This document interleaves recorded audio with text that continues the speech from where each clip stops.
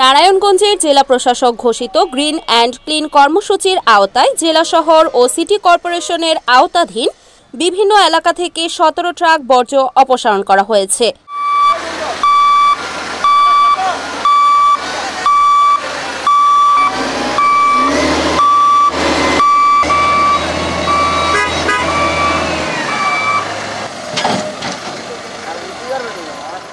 মঙ্গলবার ১৭ জুন সকাল থেকে ঢাকা নারায়ণগঞ্জ লিংক রুটের চানমারী নতুন সড়কের উভয় পাশে জেলা প্রশাসক কার্যালয়ের সংলগ্ন সড়ক দ্বীপ ও ফতুল্লা স্টেডিয়ামের সামনে সার্ভিস লেনের বর্জ্য পরিষ্কার করা হয়। ৪টি ট্রাক ও একটি বুলডোজার ক্রমাগত এই বর্জ্য অপসারণ কাজে ব্যবহৃত হয়েছে।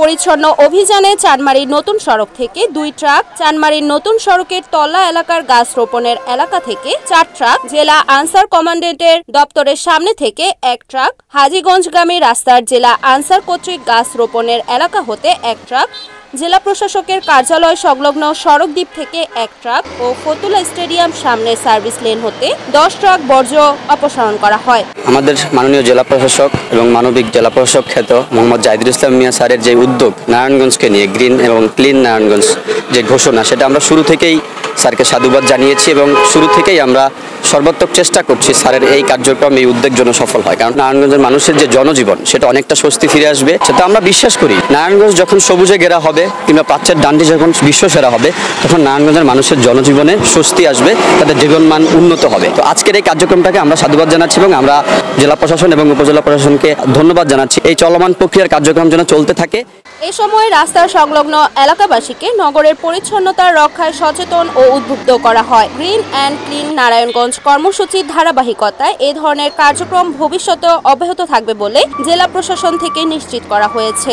এ সময় সাংবাদিকদের জানান নারায়ণগঞ্জের সহকারী কমিশনার ও এক্সিকিউটিভ ম্যাজিস্ট্রেট জনাব রাশেদ খান বলেন, জেলা প্রশাসন নারায়ণগঞ্জের উদ্যোগে এবং জেলার সকল সরকারি প্রতিষ্ঠান এবং বেসরকারি প্রতিষ্ঠানের উদ্যোগে আমাদের যে সমন্বিত গ্রিন অ্যান্ড ক্লিন কার্যক্রম পরিচালিত হচ্ছে, তারই একটি ধারাবাহিক অংশ হিসেবে ঈদ পরবর্তী কার্যক্রমে যে বিভিন্ন হাটের এবং গৃহস্থলী বর্জ্য জমা হয়েছে, সেগুলো বর্তমানে আমরা পরিষ্কার করছি। আমাদের আজকের কার্যক্রমের অংশ হিসেবে আমরা হাজীগঞ্জ দুর্গ হতে তল্লা হয়ে চানমারি হয়ে চাষাড়া হয়ে ফতুল্লা স্টেডিয়াম এবং পর্যায়ক্রমে সাইনবোর্ড মোড় পর্যন্ত আমরা যে সকল বর্জ্য অপসারণ করা হয়নি, সে সকল বর্জ্য অপসারণ করে নগরকে একটি সুস্থ সুন্দর পরিবেশে ফিরিয়ে নিয়ে আসতে চাচ্ছি। গ্রিন অ্যান্ড ক্লিন কার্যক্রমের মাধ্যমে নারায়ণগঞ্জের হারিয়ে যাওয়া ঐতিহ্যকে আবার ফিরে আনা যায়। আমাদের এই অভিযানের লক্ষ্য হচ্ছে নারায়ণগঞ্জ শুধু শহরকে নয়, পুরো জেলাকে একটি আবারও বাসযোগ্য ব্যবস্থায় ফিরিয়ে নিয়ে আসা।